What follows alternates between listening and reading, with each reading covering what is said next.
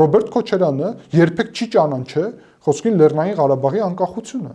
Ինչու, որովհետև նույն այդ տրամաբանությամբ շատ լավ հասկացել է վտանգները, որը դա կարա սպառնա, եթե Հայաստանի Հանրապետության 29743 քառակուսի կիլոմետրին դու սկսես այդ թեման փոխել, որովհետև Ալմատով դա ամրապնդված է։ Եթե դա սկսում ես փոխել, ապա բոլոր հարևանները պետք է սկսեն փոխել իրենց մոտեցումը, ինչը բերելու է ուղղակի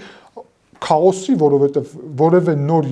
մոդել, որով դու կարող ես ապահովել դա հնարավոր չի գտնել, իսկ մյուս կողմից Հայաստանի ուժը, որ ինքը թելադրի որևէ մեկին իր սեփական ցանկությունները, առհասարակ հնարավոր չի։ Իսկ ինչ վերաբերվում է անպայման պետք է երկու խոսքով վերադառնամ եւ անդրադառնամ նրան միութենական պետության անդամակցությանը, ապա կարծում եմ Գյումրու քաղաքապետի ճակատագիրը,